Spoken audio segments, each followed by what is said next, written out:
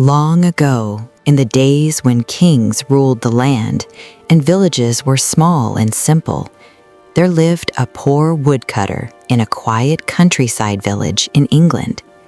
The village was called Willowbrook.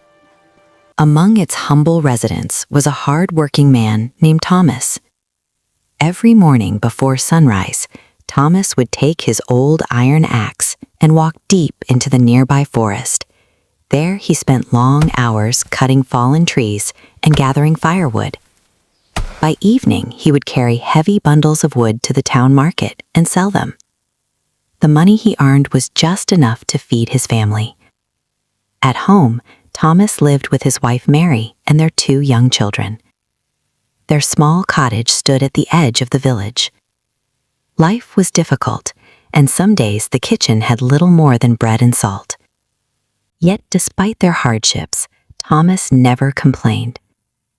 Whenever Mary worried about their situation, Thomas would gently smile and say, "Whatever God gives us carries a blessing with it." Mary also had great faith. She believed that patience and honesty would always lead to goodness. One morning, Thomas walked into the forest as usual. But that day, the sky was heavy with dark clouds. The wind began to blow through the tall oak trees, and Thomas knew a storm was coming. He began chopping wood faster, hoping to finish his work before the rain arrived. But suddenly, thunder roared across the sky. Moments later, heavy rain began pouring down. Thomas quickly ran beneath a large tree to take shelter. Unfortunately, the bundles of firewood he had already cut were left outside in the storm.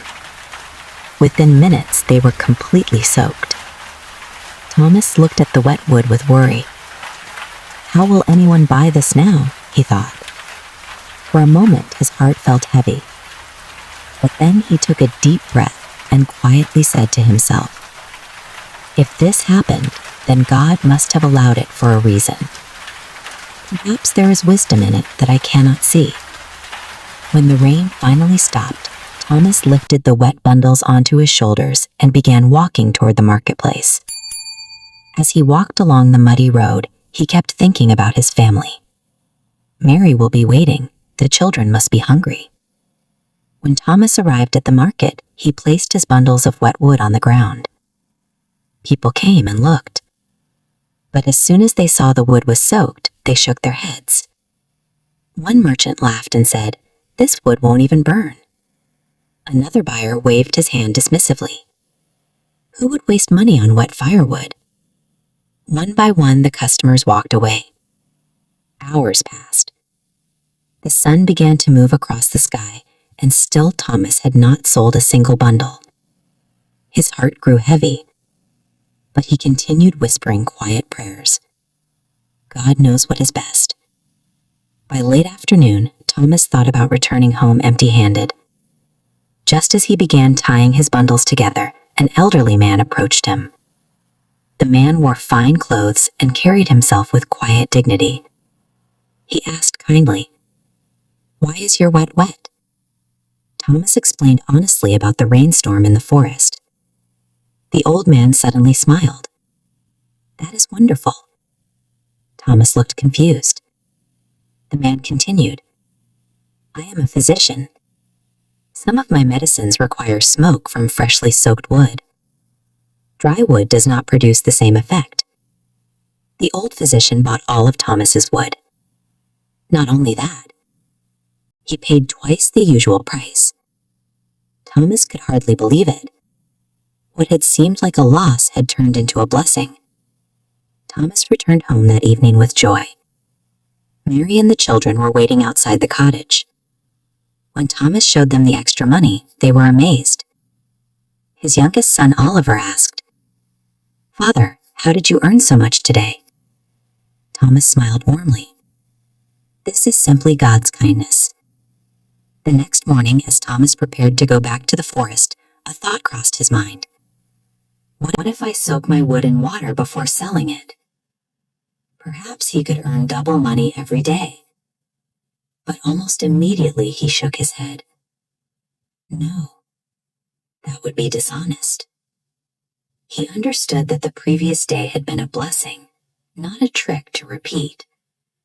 Later that day, Thomas went deeper into the forest than usual. Around midday, he sat beneath a tree to eat his lunch. Suddenly, he heard shouting in the distance. Several travelers came running through the forest road. Thomas stopped them and asked what was happening. One man shouted, "Bandits! Bandits have entered the forest." Fear filled Thomas's heart. He remembered the extra money he had earned the previous day. If the bandits find me, they may take everything. But then he reminded himself, whatever happens is part of God's will. He decided to leave the forest quickly. Just as he was about to go, he noticed someone hiding behind a tree. It was the same elderly physician from the marketplace. The old man looked frightened. "The bandits robbed me," he said. "They took my medicines and belongings. I am afraid to travel alone." Without hesitation, Thomas said, "Come with me. I know secret paths through the forest." Thomas left his firewood behind and guided the old man through hidden trails. As they walked, the physician asked him, "Why would you risk your own safety to help me?" Thomas replied calmly, "When people help one another, God helps them." After they reached the safety of the city, the old physician insisted on giving Thomas a reward. But Thomas refused. "I only did what was right." Finally, the old man took out a small pouch. "Take these seeds," he said. "Plant them near your home. They may change your destiny." Thomas thanked him and returned home. That night, the family had very little food. Still, they remained patient. The next morning, Thomas cleared a small patch of land behind the cottage and planted the seeds. They looked completely ordinary. Still, Thomas prayed, "If there is goodness in these seeds, please place your blessing in them." The next day, something unbelievable occurred. Small green shoots appeared in the soil. Normally, seeds take several days to grow, but these had sprouted overnight. Mary was amazed.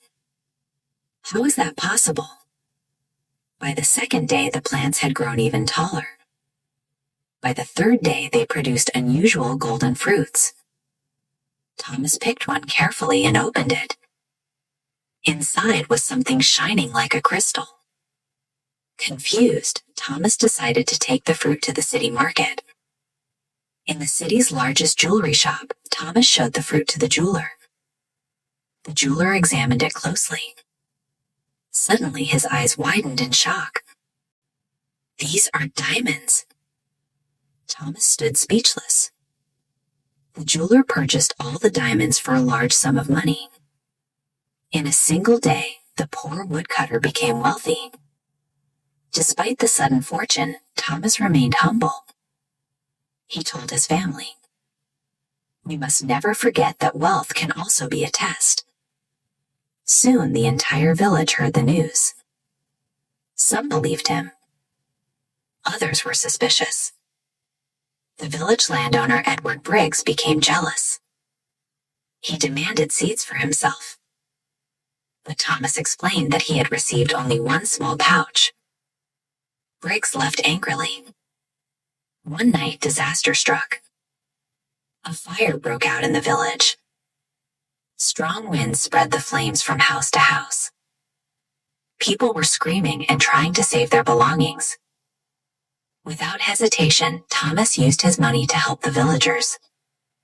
He bought water containers, organized people to fight the fire, and opened his home to families who had lost everything. After the fire was extinguished, many homes had been destroyed.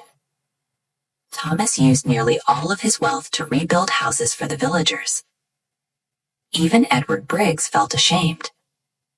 He apologized to Thomas for doubting him. The next morning, Thomas noticed something surprising. The strange plants had dried up. There were no more fruits. Mary asked gently, "Do you regret giving away your wealth?" Thomas smiled peacefully. "No. God gave it so we could help others. Its purpose has been fulfilled." Once again, Thomas returned to his simple life as a woodcutter. But his heart felt lighter than ever. Months later, Thomas was returning from the forest when he heard someone crying for help. A young man had fallen into a deep well. Without hesitation, Thomas tied a rope and climbed down to rescue him. The young man was barely conscious. Thomas carried him home and cared for him until he recovered. After several days, the young man revealed a surprising truth. "My name is Prince William, the son of the king." Thomas was stunned. The prince insisted that Thomas visit the royal palace. When Thomas arrived at the palace, the king thanked him deeply. "You saved my son's life. Ask for anything: gold, land, or a position in my court." Thomas replied respectfully, "I ask for nothing for myself. But if you wish to help me, please build wells in my village so the people have clean water." The king was moved by his humility. He ordered not just one well, but 3 wells, along with a small church and a school for the village children. Before Thomas left, the king gave him a small chest. Inside was some money and a letter that read, "This is only for your needs." The next morning, someone knocked on Thomas's door. It was the elderly physician. He smiled warmly and said, "Thomas, every test you faced, you passed. Wealth did not corrupt you, and hardship did not break your faith." Then the old man disappeared down the road. From that day forward, everything Thomas did carried blessing. The villagers respected him more than ever. And whenever someone asked the secret of his success, Thomas would simply say, "Trust in God, remain patient, and always help others. Those who rely on God are never truly alone." Thank you for watching. If you enjoyed this story, share your thoughts in the comments and subscribe for more inspiring stories.